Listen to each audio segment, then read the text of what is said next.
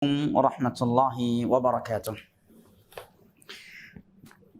Alhamdulillah wassalatu wassalamu ala Rasulillah wa ala alihi wa sahbihi wa sallama tasliman katsira, amma ba'd.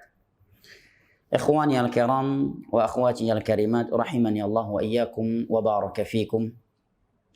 Tiada henti-hentinya kita memanjatkan puji dan syukur kita kehadirat Allah Jalla wa Ala yang telah berfirman, wa in ta'uddu ni'matallahi la tuhsuha innal insana lazalumun kafar. Dan kalaulah kalian ingin menghitung-hitung akan nikmat Allah atas kalian, la tuhsuha, niscaya kalian tidak akan mampu menghitungnya. Innal insana lazalumun kafar, sesungguhnya manusia itu pelaku kezaliman dan kekufuran. Berkat nikmat kesehatan, kesempatan dan hidayah taufik dari Allah Jalla wa Ala, sehingga pada sore hari ini kita dapat berjumpa kembali di kajian online kita ini, kajian kitab Masailul Jahiliyah. Kita memohon kepada Allah Jalla wa Ala bi asma'ihil husna wa sifatihil ula, dengan nama-namanya yang maha indah, sifat-sifatnya yang maha tinggi, wa bismihil a'zam alladhi idza su'ila bihi ajab, dan dengan namanya yang paling agung yang apabila Allah diminta dengannya maka Allah akan mengabulkan permohonan hambanya. Kita memohon dan meminta kepadanya sebagaimana ia telah mempertemukan kita di kajian online ini agar kembali mempertemukan kita secara langsung dalam kondisi iman, dengan kondisi iman dan amal saleh yang lebih sempurna, serta di dalam syurga firdausnya ma'an nabiyyin was-siddiqin wasyuhada'i was-salihin wa hasuna ulaika rafiqa pada hari kiamat kelak. Amin ya rabbal alamin. Sebagaimana kita memohon kepadanya agar mengangkat wabah penyakit corona atau COVID-19 yang sedang menyebar saat ini dengan sempurna dan segera. Amin ya rabbal alamin. Ikhwani al-kiram wa akhwati al-karimat, rahimani Allah wa iyyakum wa baraka fikum. Kata penulis rahimahullah ta'ala, al-masalatu sabi'atu wal 'ishrun, masailul jahiliyah yang ke-27 adalah tasniful kutubil batilati wa nisbatuha ila Allah. Kaqaulihi ta'ala, fawailul lil ladzina yaktubuna al-kitaba bi aydihim thumma yaquluna hadha min 'indillah. Merupakan perangai buruk di antara perangai buruk orang-orang jahiliyah dan terkhusus dari kalangan ahlul kitab, al-Yahud wan Nasara, adalah menulis kitab-kitab yang batil. Kemudian mereka menisbatkannya kepada Allah Jalla wa Ala. Hal ini Allah terangkan di dalam banyak ayat dari Al-Quranul Karim, di antaranya dalam surat Al-Baqarah ayat 79. Allah menyatakan, fawailul lil ladzina yaktubuna al-kitaba bi aydihim, sungguh celaka untuk mereka yang menulis kitab. Wailun, ya, secara bahasa bermakna celaka. Dan sebagian datang asar dari beberapa ulama salaf, ada yang menyebutkan bahwa wail artinya adalah sebuah wadi, sebuah lembah yang ada di dalam api neraka. Nah, fawailul lil ladzina yaktubuna al-kitaba bi aydihim, sungguh celaka. Ya, karena andai pun kalimat wail diterjemahkan dengan lembah dalam api neraka, maka sungguh itu juga sebuah kecelakaan. Maka tiada kontradiksi antara dua penafsiran tersebut. Fawailul lil ladzina yaktubuna al-kitaba bi aydihim, sungguh celaka, wail, untuk mereka yang menulis kitab dengan tangan-tangan mereka. Tsumma yaquluna hadza min 'indillah liyashtaru bihi thamanan qalila. Kemudian mereka mengatakan ini dari sisi Allah. Apa yang membuat mereka melakukan kenistaan dan kekejian yang seperti ini kepada Allah Jalla wa Ala? Allah katakan liyashtaru bihi thamanan qalila, demi suatu harga nilai dunia yang sangat kecil. Maksudnya sangat kecil karena nilai dunia ini, sebab di dunia ini sebesar apapun dia, setinggi apapun harganya di sisi manusia, seindah apapun ia atau sehebat apapun ia, dia tetap kecil, ya, jika dibandingkan dengan perkara akhirat, ya. Apalagi dijadikan sebagai sebab untuk memperjualbelikan kebenaran dan kebatilan, yang pada intinya sebabnya adalah dunia, hawa nafsu, dan kecondongan mereka kepada dunia membuat mereka lancang. membuat mereka berani berdusta atas nama Allah Jalla wa'ala. Yaktubuna al-kitaba bi'aydihim. Mereka menulis kitab dengan tangan mereka, bukan kitab samawi yang Allah turunkan kepada Nabi yang Allah utus kepada mereka. Wa yaquluna hadza min 'indillah. Kemudian mereka menyatakan bahwa kitab tersebut datang dari sisi Allah Jalla wa'ala. Ini di antara perangai buruk orang-orang Yahud dan kaum Nasara. Nah, dan sebagaimana yang telah kita sebutkan dalam beberapa kajian dan berulang kali kita sebutkan bahwa di antara kaidah dalam masailul jahiliyah ini, bahwa tidak ada satupun dari masailul jahiliyah melainkan akan ada dari umat ini yang akan menghidupkannya kembali, yang akan menirunya atau yang akan berperangai dengannya. Itu sudah sunnatullah. Maka hendaknya seorang berhati-hati dari perangai yang seperti ini dan hendaknya bijak di dalam menilai sesuatu. Masailul jahiliyah, perangai jahiliyah tetap perangai jahiliyah sekalipun yang melakukannya dikatakan seorang ulama.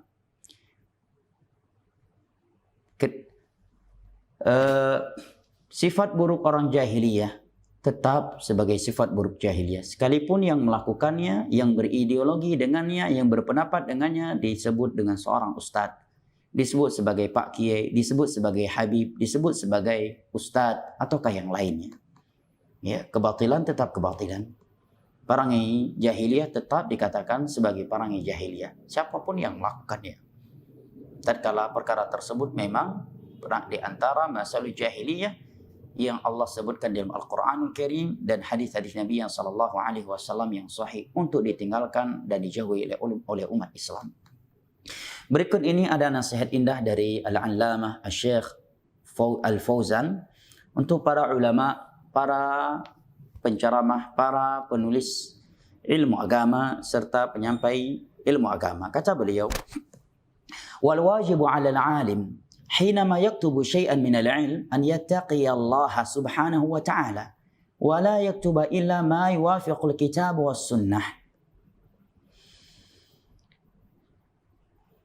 Dan sesuatu yang wajib merupakan kewajiban seorang alim ketika ia ingin menulis tentang ilmu agama agar yang pertama kata Syekh hendaknya dia bertakwa kepada Allah Jalla wa'ala, takut kepada Allah Jalla wa'ala, sehingga dia akan meng-cross check bahan ilmiah yang akan ia sampaikan apakah itu benar, kebenaran untuk dilaksanakan oleh manusia ataukah sebuah kebatilan. Wala yaktuba illa ma yuwafiqul kitab wa sunnah. Dan jangan sekali-kali ia menulis kecuali tulisannya itu sesuai dengan Al-Quran dan hadis-hadis Nabi sallallahu alaihi wasallam. Jangan menulis untuk membela organisasi yang kita berada di dalamnya, andai kata ada. Tanpa mempertimbangkan tulisan tersebut bertentangan ataukah tidak dengan nilai-nilai agama. Jangan menulis sebuah tulisan hanya untuk membela suatu partai, suatu kaum, suatu media, suatu perkumpulan manusia tanpa mempertimbangkan tulisan tersebut sesuai dengan Al-Quran ataukah tidak. Maka Syekh memberikan nasihat. Yang pertama kata Syekh, an yattaqiyallaha subhanahu wa ta'ala. Hendaknya dia selalu bertakwa kepada Allah sebelum, di saat dan setelah menulis. Hendaknya dia menulis karena Allah Jalla wa'ala, karena mengharapkan balasan dari Allah Jalla wa'ala, untuk menerangkan kebenaran yang datang dari Allah Jalla wa'ala dalam Al-Quranul Karim dan hadis-hadis Nabi sallallahu alaihi wasallam, untuk mencari syurga dengannya, bukan untuk mencari popularitas dari manusia. Wala yaktuba illa ma yuwafiqul kitab was sunnah. Dan jangan sekali-kali ia menulis kecuali sesuai dengan Al-Quran dan As-Sunnah, bukan apa yang sesuai dengan organisasi. Ya, apa yang telah ditetapkan oleh organisasinya, maka dia akan membelanya mati-matian, sekalipun ketetapan, kebijakan, atau himbauan organisasinya tersebut, kelompoknya, atau partainya tersebut jelas-jelas berbeda dengan Al-Quran dan As-Sunnah dengan pemahaman para as-salaf.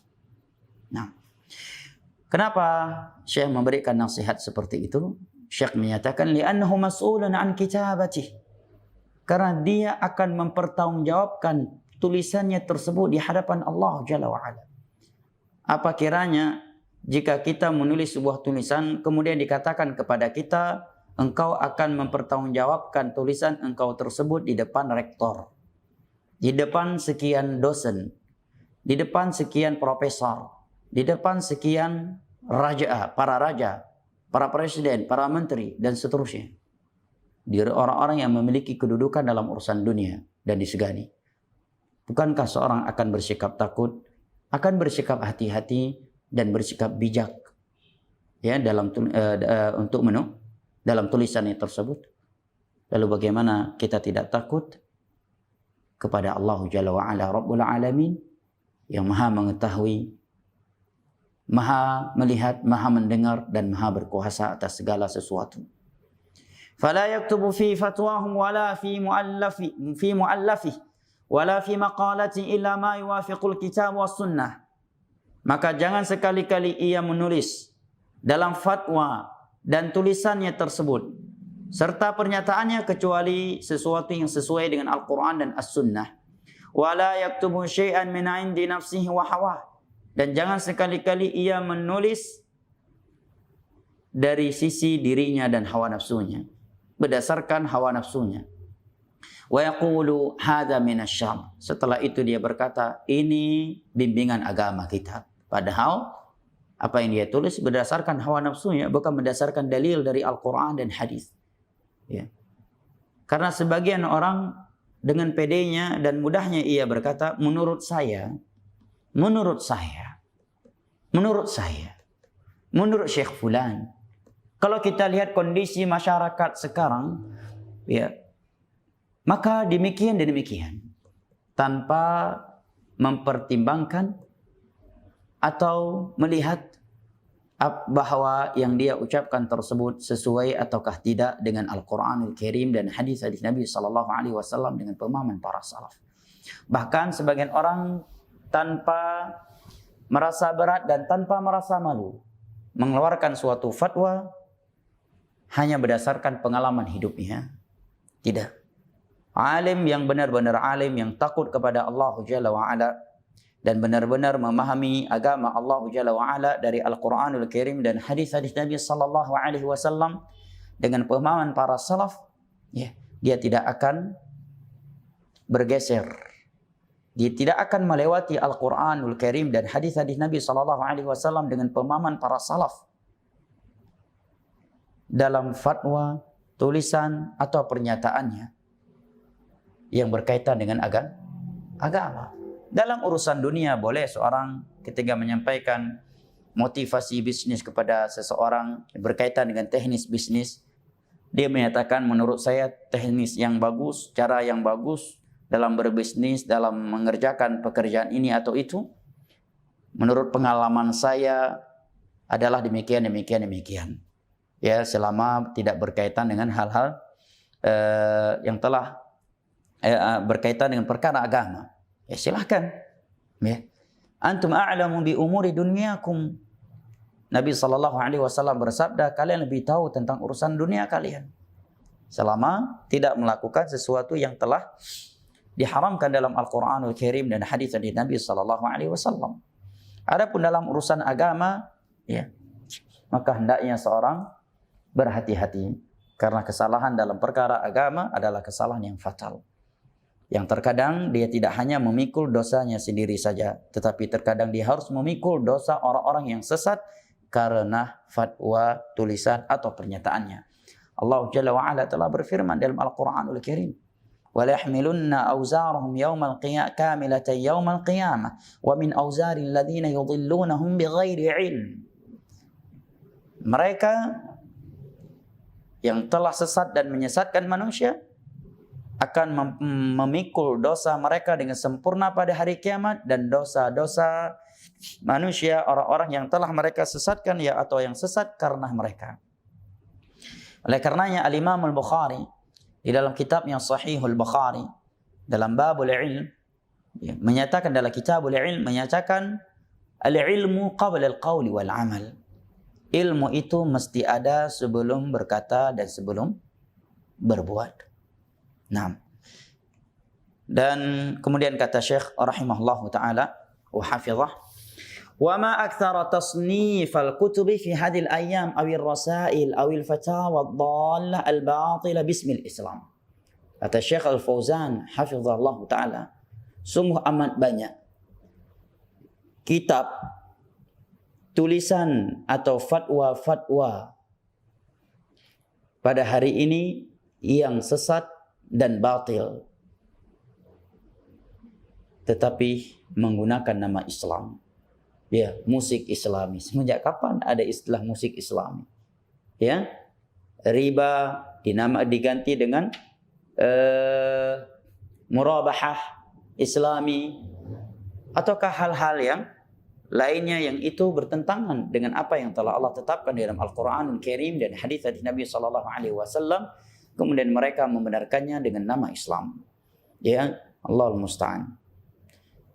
Mungkin bisa jadi suatu hari nanti akan ada istilah karaoke Islami, prostitusi Islami, diskotik Islami, dan itu tidak mustahil. Buktinya sudah ada yang menyatakan musik Islami, padahal dalil yang pengharaman musik itu sama dengan pengharaman zina, bahkan di dalam satu hadis yang sama. Ya. Tayyib. Wa hadza mithlu fi'lil yahud. Sikap yang seperti ini menyerupai perbuatan orang-orang Yahud. Baik, berikutnya kata penulis rahimahullahu taala, al-masalatu tsaminatu wal 'ishrun. Masailul jahilah yang ke-28 adalah annahum la yaqbaluna minal haqq illa alladhi ma'a ta'ifatihim, ka qawlihi ta'ala qalu nu'minu bima unzila 'alaina. Mereka orang-orang jahiliyah tidak menerima kebenaran yang telah mereka ketahui, kecuali jika kebenaran tersebut ada bersama kelompok mereka. Rasis, fanatik partai, fanatik organisasi. Apa yang ditetapkan oleh organisasinya, dia terima mentah-mentah. Dan dia tidak mau tahu itu bertentangan dengan Al-Quranul Karim dan hadis-hadis Nabi SAW ataukah tidak. Ya, dan jauh lebih parah dari itu, dia sudah tahu kebijakan himbauan yang dihimbau atau yang disampaikan oleh organisasi, oleh kelompok atau partainya, itu bertentangan, jelas-jelas bertentangan dengan Al-Quranul Karim dan hadis-hadis Nabi SAW. Tetapi karena muncul dari kelompoknya, keluar dari organisasinya, maka dia menerimanya. Ini namanya asabiyah, hizbiyah. Maka asal usul hizbiyah adalah al-jahiliyah. Annahum la yaqbaluna minal haqq illa alladhi ma'a ta'ifatihim. Orang-orang jahiliyah itu tidak mau menerima kebenaran kecuali yang bersama kelompok mereka. Seperti yang Allah firmankan dalam surat Al-Baqarah ayat 91. Qalu nu'minu bima unzila 'alaina. Ketika dikatakan kepada mereka untuk beriman dengan apa yang Allah turunkan kepada Rasulullah sallallahu alaihi wasallam, mereka menyatakan nu'minu bima unzila 'alaina. Kami hanya mau beriman dengan apa yang telah diturunkan kepada kami. Maksudnya kepada Nabi Musa alaihi salam daripada kitab Taurat. Maka Allah Jalla wa Ala membantah mereka dan menyingkap hakikat sifat mereka. Allah katakan wa yakfuruna bima wara'ah. Dengan alasan tersebut mereka mengkufuri, mengingkari kebenaran yang ada pada selain Musa alaihissalam yang datang kepada Nabi Muhammad sallallahu alaihi wasallam. Wa huwal haqqu musaddiqan lima ma'hum. Sementara kebenaran yang mereka ingkari daripada Nabi Muhammad sallallahu alaihi wasallam itu membenarkan sesuai dengan apa yang ada di dalam Taurat. Apalagi yang enggak ada di dalam Taurat. Ini yang sudah benar-benar ada di dalam Taurat saja mereka mau mengingkarinya. Ya. Karena perlu diketahui bahwa Taurat dan Injil telah membenarkan kenabian Nabi kita sallallahu alaihi wasallam secara umum. Ya. Adapun dari sisi ajaran Taurat dan Injil, maka tidak semuanya sama, ya, karena Allah telah menyatakan wa walikulli ja'alna minkum syir'atan wa minhaja. Setiap para nabi itu telah diberikan syariat dan manhaj yang berbeda-beda, kecuali dalam masalah tauhid. Semua mereka sama-sama mengajak kepada tauhid dan sama-sama memperingatkan masyarakatnya dari bahaya syirik. Nah, bahkan lebih parah dari itu, mereka membunuh nabi-nabi yang ada yang Allah Jalla wa'ala turunkan kepada mereka, yang Allah Jalla wa'ala utus kepada mereka. Maka Allah Jalla wa'ala menyingkap hakikat mereka bahwa itu sekedar alasan yang mereka buat-buat, karena kebenaran yang ada pada diri mereka sendiri itu tidak mereka ikuti.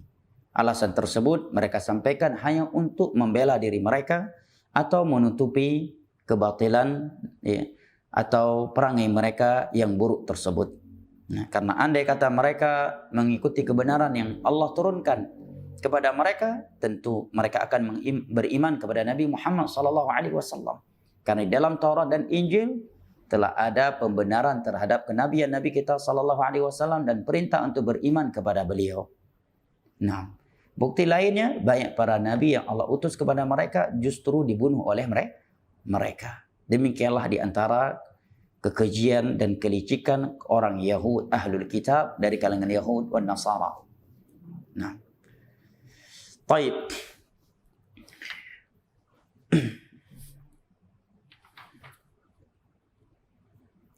Kemudian ada nasihat dari atau beberapa faedah sebagai bentuk peringatan dan nasihat dari Asy-Syaikh Al-'Allamah Al-Fauzan hafizahullahu taala. Kata beliau, wa hadha yashmal man yaqulu ana la attabi'u illa fulanan min al-ulama wal wajib anhu yaqbalu al-haq.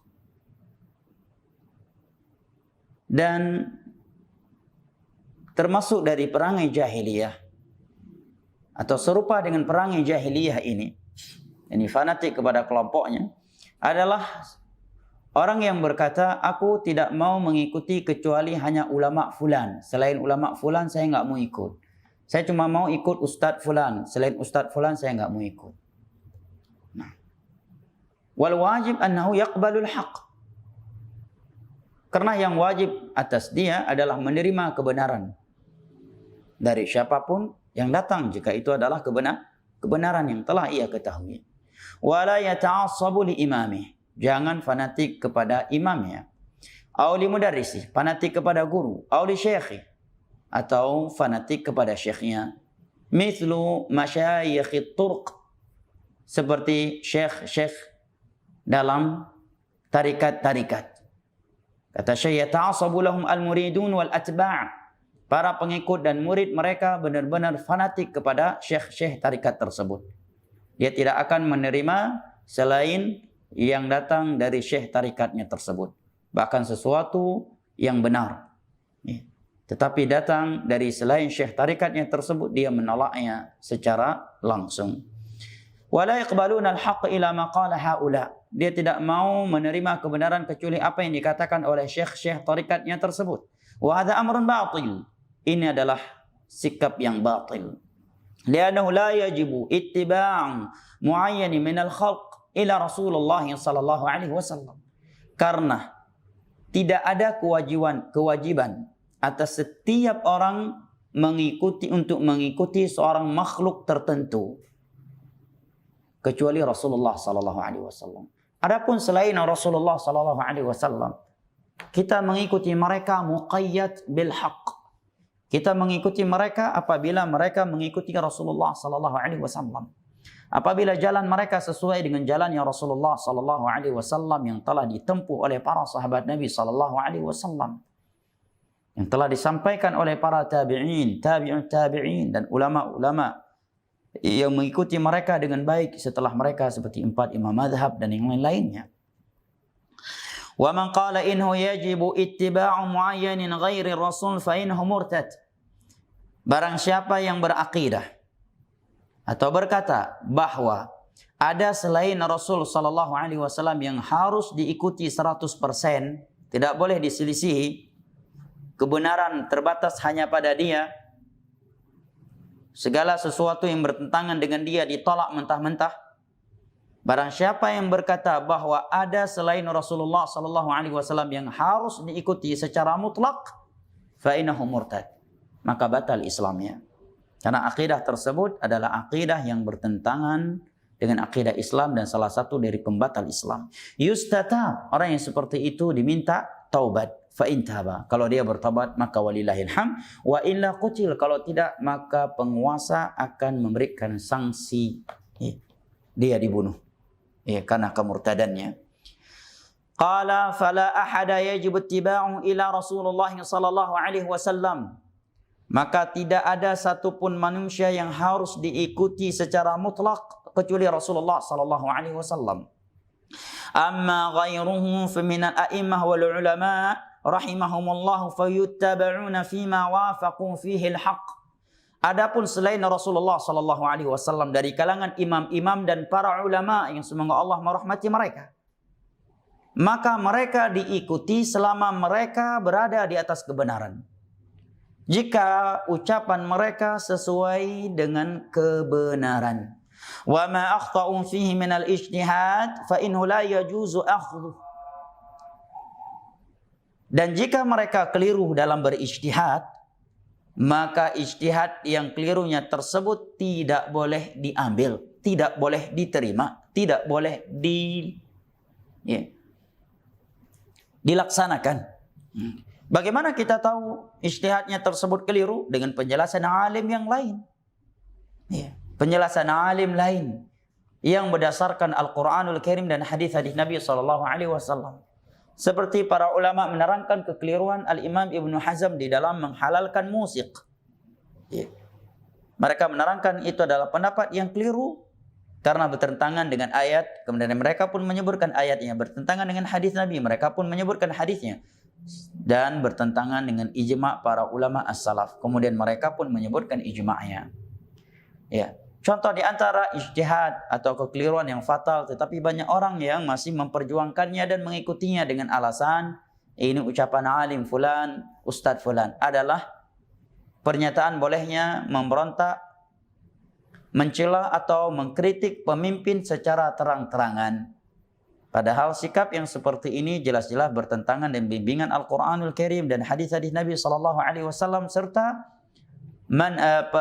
ijma' para as-salaf yang menerangkan kepada kita bahwa apabila kita ingin menyampaikan suatu kritikan, masukan kepada penguasa, maka disampaikan dengan cara yang hikmah, empat mata secara diam-diam. Dan jika ia seorang yang zalim, kita bersabar di bawah kezalimannya, tidak mencelanya, tidak memberontak kepadanya, sembari mendoakan ia untuk mendapatkan hidayah, dan menasihatinya secara hikmah. Adapun maksiat yang ia lakukan, maka kita tidak mengikutinya. Atau perintah ia yang bertentangan dengan Al-Quranul Karim dan hadis dari Nabi SAW. Tapi sebagian orang beralasan, tapi kan Ustadz Fulan membolehkan, Ustadz Alan membolehkan, Syekh Fulan membolehkan. Sekalipun pendapat tersebut jelas-jelas bertentangan dengan Al-Quranul Karim dan hadis-hadis Nabi SAW. Maka tanpa disadari, orang tersebut telah terjerumus kepada salah satu dari kriteria atau perangai buruk orang-orang jahiliyah yang Allah Jalla wa'ala beritakan kepada kita di dalam beberapa ayat Al-Quranul Karim yang sebagian yang telah kita simak di atas tadi.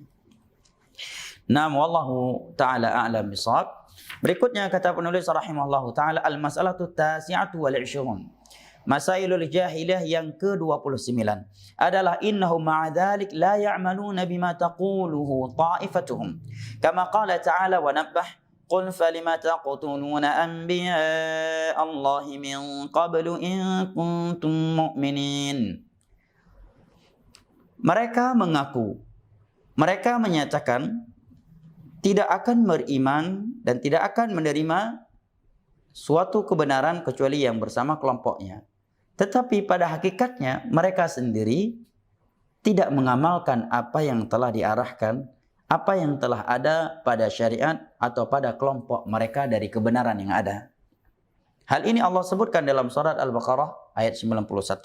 Tatkala mereka disuruh untuk mengikuti Nabi Muhammad SAW, kemudian mereka beralasan qalu nu'minu bima unzila alaina, kami hanya mau beriman kepada apa yang telah diturunkan kepada kami daripada kitab Taurat. Maka Allah katakan, "Qul falima taqtuluna anbiya Allahi min qabli in kuntum mu'minin?" Lantas mengapa kalian membunuh para nabi-nabi Allah Jalla wa Ala sebelumnya? Jika kalian adalah orang-orang yang beriman kepadanya. Kalian telah membunuh Zakaria alaihi salam. Kalian membunuh membunuh Yahya dan ingin membunuh Nabi Isa alaihi salam, tetapi Allah menjaganya. Wa ma qataluhu wa ma salabuhu walakin syubbiha lahum, sehingga mereka tidak mampu membunuh dan menyalib Nabi Isa. Ya, tetapi yang mereka salib dan yang mereka bunuh adalah orang yang Allah serupakan dengan Nabi Isa alaihi salam. Nah, artinya itu hanya sekedar alasan untuk menutupi kebatilan mereka atau membela kebatilan mereka, serta untuk mengkelabui manusia agar manusia tidak menilai mereka adalah orang-orang yang membangkang dan meninggalkan kebenaran yang telah mereka ketahui. Inilah sifat mereka Yahud, Nasara, orang-orang jahiliyah di masa dahulu. Nah,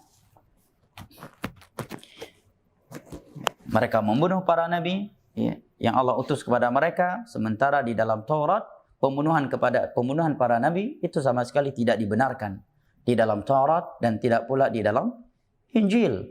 Nah, yang kedua, Taurat sendiri memerintahkan mereka untuk mengimani dan mengikuti Rasulullah sallallahu alaihi wasallam. Sebagaimana yang Allah sebutkan dalam surat Al-A'raf ayat 157. Allah berfirman, "Alladzina yajidunahu maktuban 'indahum fit Taurati wal Injil ya'muruhum bil ma'ruf wa yanhauna 'anil munkar wa yuhillu lahumut thayyibat wa yuharrimu 'alaihimul khaba'ith." Nabi Muhammad itu telah mereka dapatkan tertulis di sisi mereka dalam Taurat dan Injil bahwa dia adalah seorang nabi yang mengajak kepada yang ma'ruf, mencegah dari hal yang mungkar, menghalalkan hal-hal yang baik dan mengharamkan kepada mereka hal-hal yang buruk. Dari sini diketahui bahwa ucapan mereka, kami hanya mengimani apa yang ada dalam syariat kami, itu adalah ucapan omong kosong. Ya, ucapan omong kosong. Dan ini serupa dengan ucapan sebagian orang, kami hanya mau mengikuti mazhab Syafi'i. Kita tidak menerima fikih selain dari mazhab Syafi'i. Tetapi pada prakteknya, ketika ada fikih mazhab Syafi'i yang tidak sesuai dengan hawa nafsunya, dia membuangnya ke belakang punggungnya. Dia mencampakkannya. Sebagai contoh, Al-Imam Syafi'i mengharamkan seorang laki-laki mencukur jenggot tanpa alasan darurat. Ini dibenarkan oleh agama. Al-Imam Syafi'i berpendapat bahwa menghadiahkan bacaan Al-Quran kepada mayat itu tidaklah sampai. Sebagaimana yang disebutkan oleh Al-Imam Ibnu Katsir dalam tafsirnya ketika beliau menafsirkan firman Allah dalam surat An-Najm, "Wa laysa lil insani illa ma sa'a." Seorang itu tidak akan memperoleh pahala kecuali dari apa yang ia perbuatkan sendiri. Nah, Al-Imam Syafi'i dengan tegas dan gamblang di dalam kitabnya Al-Um menyebutkan bahwa agar seorang imam dan makmum ketika berzikir setelah salat 5 waktu agar berzikir dengan cara sir dan jangan menjaharnya. Tapi justru sebagian orang berpindah kepada mazhab Hambali yang membolehkan jahar zikir setelah salat 5 waktu. Jahar yang diperbolehkan oleh selain mazhab Syafi'i seperti mazhab Hambali ketika berzikir setelah salat 5 waktu, mereka sebutkan beberapa ketentuan yang tidak diindahkan oleh keumuman manusia yang berzikir dengan suara yang keras saat ini. Yang pertama, dengan konteks yang datang dari Nabi SAW, karena zikir setelah salat 5 waktu itu sudah ada konteks-konteks khusus yang datang dari Nabi SAW. Bukan dengan konteks yang dibuat-buat sendiri oleh manusia yang datang setelah Nabi SAW. Yang kedua, tanpa dipimpin oleh seorang imam. Yang ketiga, tidak mengganggu orang lain, baik orang-orang yang masbuk yang sedang salat. Tapi sebagian orang berzikir dengan suara yang tidak hanya mengganggu orang yang masbuk salat, tetapi bahkan mengganggu masyarakat yang ada sekitar masjid, bahkan sampai jarak yang sangat jauh. Orang masih terganggu dengan zikirnya. Pada di antara keindahan Islam adalah Islam tidak membenarkan seorang melakukan suatu ibadah dengan mengganggu orang lain tanpa dalil yang membenarkan sikap seperti itu. Beda halnya dengan suatu ibadah yang memang dia harus diterapkan. Ya. Seperti itu, seperti adzan, ya. Naam. Allahul musta'an. Dan banyak lagi hal-hal lainnya.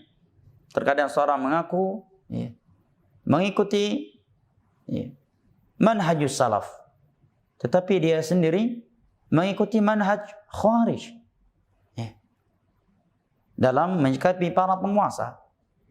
Nah, wallahu taala alam bisawab. Semoga Allah Jalla wa ala senantiasa memberikan taufiknya kepada kita. Saya kira sampai di sini kita masuk ke sesi tanya jawab. Barakallahu fikum.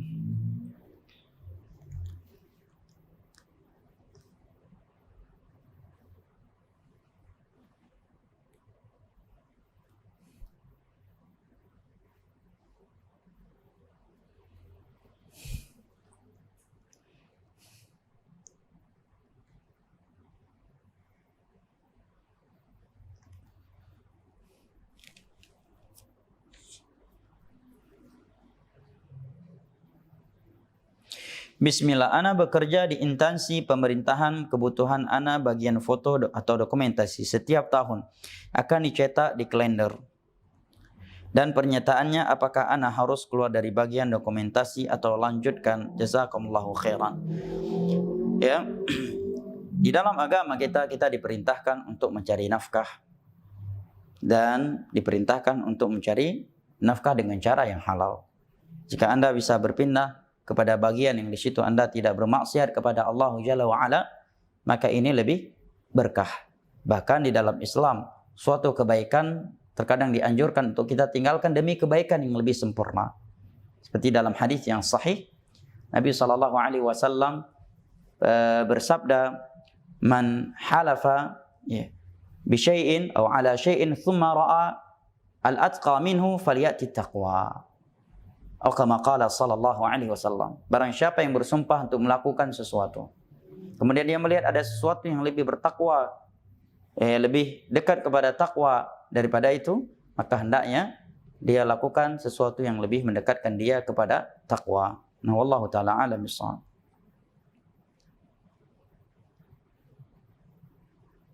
Afwan, di sini ada dua pertanyaan. Apakah Ustadz punya rekomendasi kunyah untuk laki-laki dan wanita? Ya, sebaik-baik kunyah adalah dengan nama para nabi dan para ulama Islam. Nama nabi kan banyak. Cuma yang terkadang ana sendiri wallahu a'lam, kalau orang lain sulit memberikan nama untuk lelaki atau wanita ketika ditanya. Terkadang sebagian orang maunya namanya syar'i tapi modern. Nah, ini yang sulit.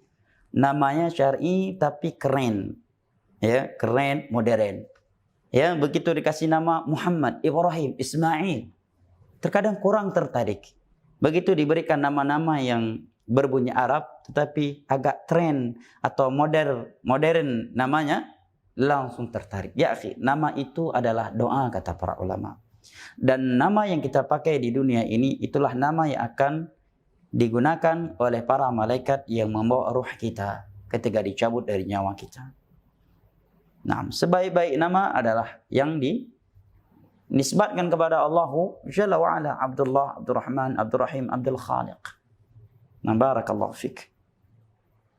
Nama-nama istri-istri Nabi SAW dan yang lainnya dari kalangan wanita-wanita yang dikenal dengan kesalehan, dan nama tersebut memiliki makna yang baik.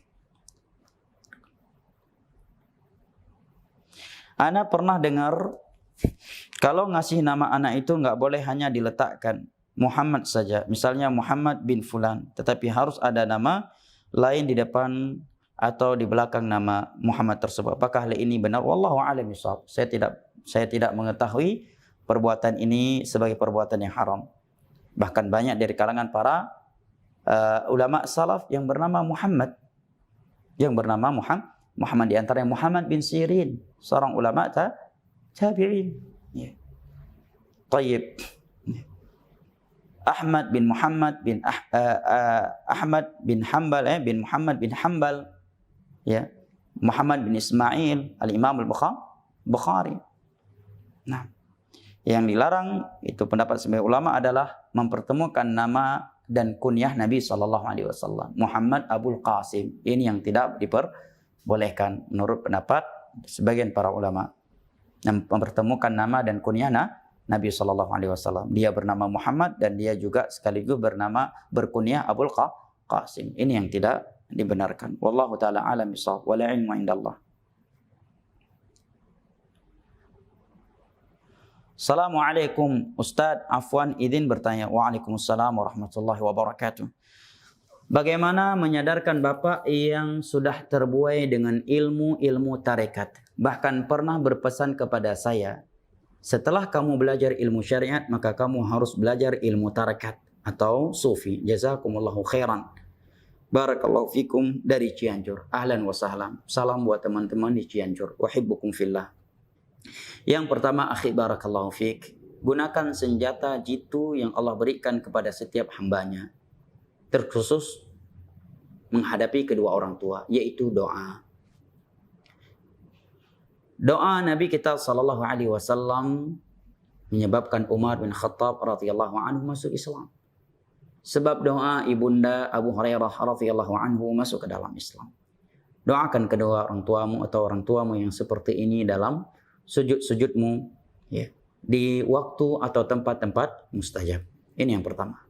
Yang kedua, mengeluarkan seorang dari syubhat yang seperti ini tidak ada cara lain kata para ulama kecuali dengan ilmu agama. Karena hanya ilmu yang bisa menarik orang yang berada di dalam kubang syubhat. Beda halnya dengan maksiat. Ya, sekalipun dia orang yang berilmu, terkadang tetap sulit ditarik dari maksiat yang sedang ia lakukan, tatkala dia bukan orang yang sabar dan takut kepada Allah Jalla wa'ala. Nah, ilmu. Sampaikan kepadanya ilmu agama yang benar, yang dengannya dia mengetahui sesat apa yang sedang ia jalankan saat ini. Ya. Bagaimana cara menyampaikan ilmu kepada ayah Anda? Maka jawabannya, Anda lebih tahu bagaimana cara masuk kepada ayah Anda. Ya. Apakah dengan memberikan buku, mengirimkan audio-audio ilmiah, memberikan video-video ilmiah, ya, ataukah dengan mengajak ia kepada orang yang berilmu untuk menjelaskannya, atau ke majelis ilmu agama. Barakallahu fik. Yang ketiga, ya, dakwahi dia dengan akhlakul karimah. Karena akhlakul karimah yang datang dari seorang anak kepada kedua orang tuanya itu sangat-sangat memberi pengaruh kepada kedua orang tuanya. Nasallallahu salamul afiyah, dan semoga Allah Jalla wa'ala memberikan hidayahnya kepada kita semua dan kepada bapak saudara kita ini, dan mengangkat dia dari syubhat yang menyimpang seperti ini.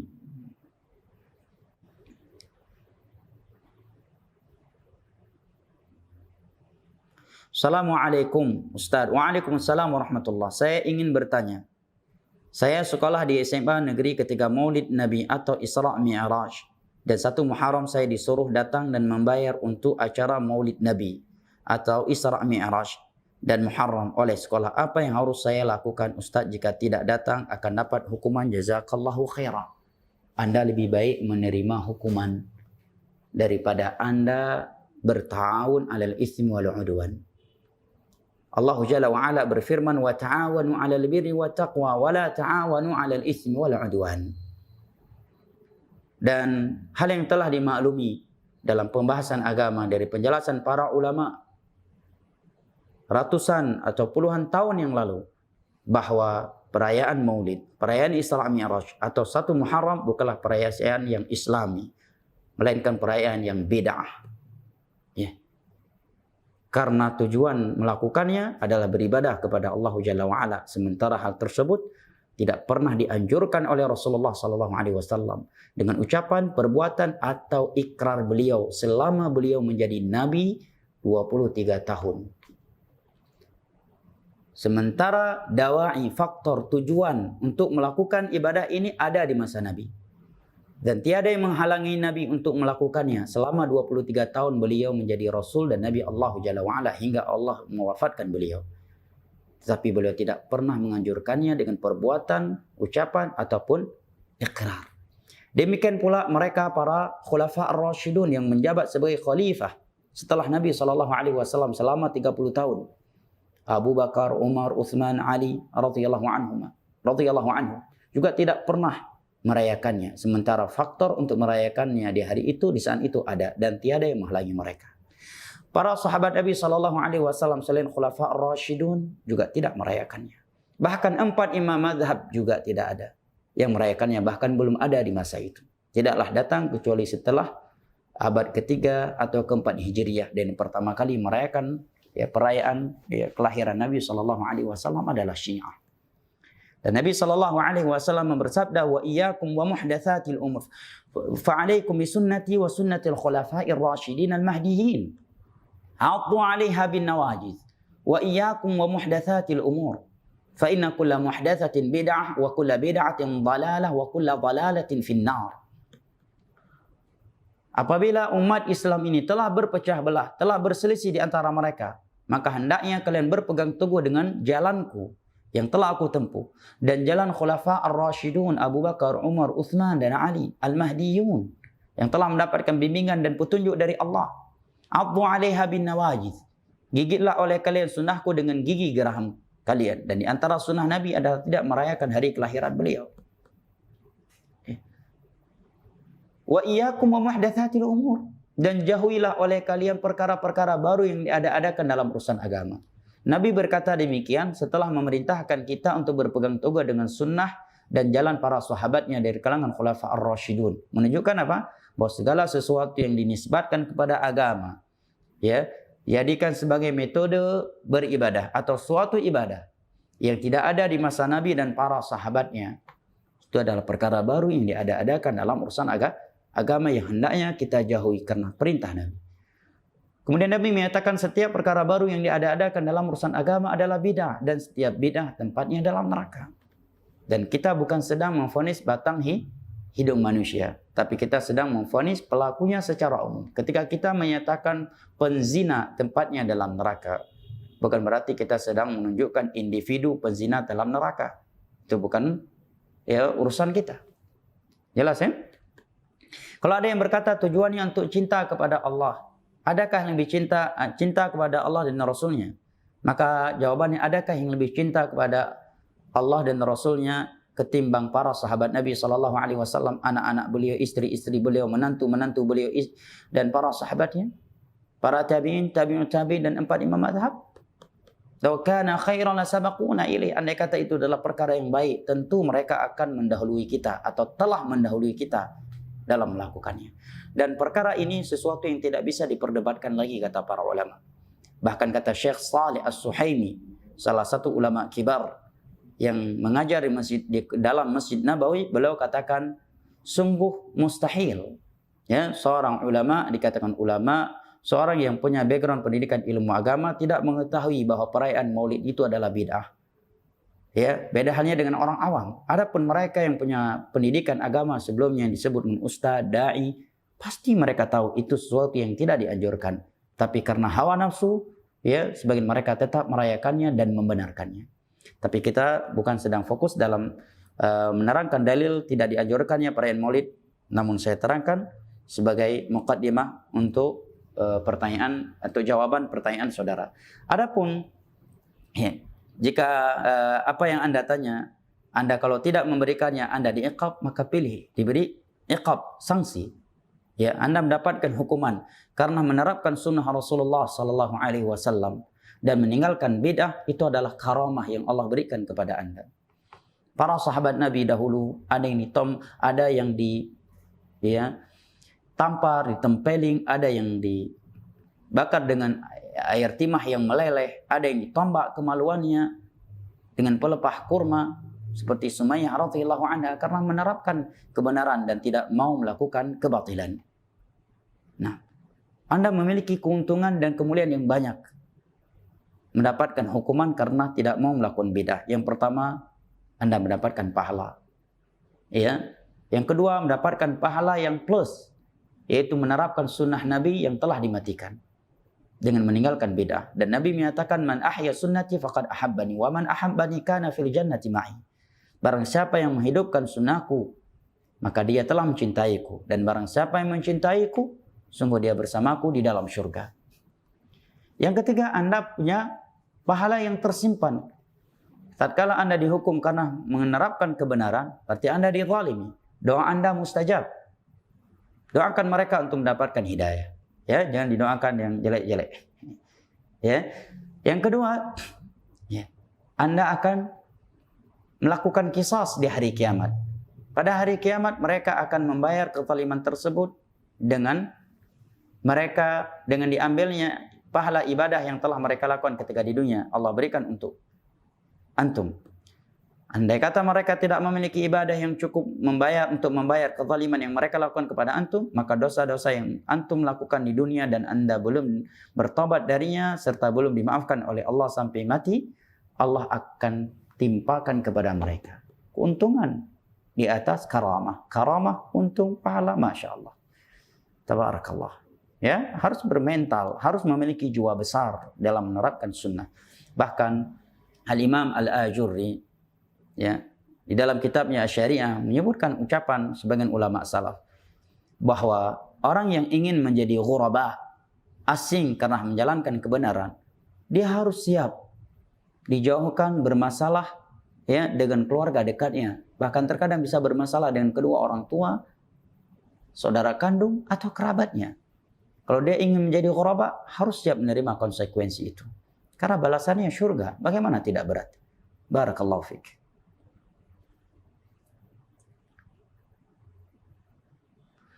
Dari Ramlah di Makassar. Barakallahu fiik. Allah yahfazak. Semoga Allah selalu menjaga Ustaz dan keluarga serta tim media. Amin. Walaka bimithli. Afwan Ustaz, di luar tema. Apakah saya berdosa jika saya mengantar teman ke pengadilan agama karena teman saya ini ingin bercerai dengan suaminya? Sudah dinasihati, tapi dia tetap ngotot mau bercerai. Apakah saya tidak termasuk mendukung perceraiannya jika mengantarnya, karena kan perceraian dibenci oleh Allah? Mohon pencerahannya Ustaz, jazakallahu khairan. Ya akhi, barakallahu fiik. Hadis yang berbunyi abghadul halali ilallahi at-talaq. Halal yang paling dibenci oleh Allah adalah talak. Ini hadis yang dhaif. Ya. Bahkan talak itu hukumnya terbagi menjadi 5 kata para fuqaha. Terkadang bisa wajib, terkadang bisa haram, terkadang bisa mubah, terkadang bisa makruh, terkadang bisa sunnah. Jadi tidak selalu haram. Ya. Dan ini diantara bentuk kasih sayang Allah Jalla wa'ala kepada hambanya. Di mana talak itu terkadang menjadi sebuah solusi, ya, untuk suatu rumah tangga. Betapa banyak pasangan rumah tangga, dia sebenarnya lebih bahagia tanpa pasangan yang seperti itu. Dia lebih bahagia hidupnya jika dia berpisah dari pasangan yang zalim tersebut. Dan jika Anda mengantarnya kepada kantor agama untuk menuntut, untuk menemani dia menyelesaikan permasalahan dia ini bukan sesuatu yang salah. Karena dia tidak mengajak Anda untuk melakukan sesuatu yang haram. Masalah dia bercerai tanpa alasan yang dibenarkan oleh syariat ataukah itu antara dia dengan Allah. Adapun hukum talak pada asalnya adalah hal yang pada asalnya memang tidak dibenarkan karena itu bertentangan dengan hukum agama. Tetapi tidak selalu salah, apalagi Anda mengantar dia ke kantor agama. Nanti kan pihak kantor agama akan menelusurinya, akan menyelesaikan dengan cara yang baik. Kecuali Anda mengantar dia kepada tempat yang pasti membuat dia semakin terpuruk atau bertentangan dengan nilai-nilai agama. Barakallahu fiik. Bismillah Ustaz, apakah alat-alat musik yang kita punya sebelum kita mengetahui hukum keharamannya, boleh kita jual alat-alat musik tersebut? Jazakallahu khairan. Haram menurut seluruh ulama Islam di antara yang 4 mazhab. Kenapa haram? Karena alat tersebut pasti digunakan lagi untuk musik. Anda akan mendapatkan dosa jariah. Anda taubat dari sabu-sabu, kemudian stok sabu-sabunya masih banyak. Apakah stok sabu-sabu tersebut boleh diperjualbelikan? Jawabannya tidak. Demikian fatwa Al-Imam Syafi'i. Ya, kecuali alat musik tersebut telah dirusakkan, ya, ketika dijual kemudian orang yang membelinya dipastikan tidak bisa lagi menggunakannya untuk musik, dijadikan untuk bahan bakar, dijadikan sebagai kursi ataukah yang lainnya, baru boleh, ya, dijual, ya. Kemudian dalam keadaan sudah dirusak, kemudian alat tersebut Ketika dibeli tidak bisa lagi digunakan untuk muslim, tapi akan digunakan untuk kursi, untuk ya goreng tempe ataukah yang lainnya, maka tidak mengapa. Ya, wala ta'awanu 'alal itsmi wal 'udwan, dan Allah akan menggantikannya dengan yang lebih baik. Dan itu tidak mubazir walaupun harganya miliaran. Allah akan menggantikannya dengan yang lebih baik. Di dalam sebuah hadis sahih yang diriwayatkan oleh Imam Tirmidzi dari Abu Hurairah radhiyallahu anhu, Rasulullah sallallahu alaihi wasallam bersabda, "Innaka lan tad'a syai'an ittiqa'a lillah illa 'awadahu Allahu khairan min." Tidaklah engkau meninggalkan sesuatu demi mewujudkan takwamu kepada Allah, melainkan Allah akan menggantikannya dengan sesuatu yang lebih baik untuk dunia dan akhiratmu. Ini jaminan dari Allah melalui lisan Rasulullah sallallahu alaihi wasallam. Apakah kita meragukan janji Allah dan jaminannya? Nah, barakallahu fik. Saya kira sampai di sini, wallahu taala alam bisawab. Wa sallallahu ala nabiyyina Muhammad wa ala alihi wa sahbihi wasallam, wa akhiru da'wana anil hamdulillahi rabbil alamin. Subhanakallahumma wa bihamdik asyhadu an la ilaha illa anta astaghfiruka wa atubu ilaik. Wassalamu alaikum warahmatullahi wabarakatuh.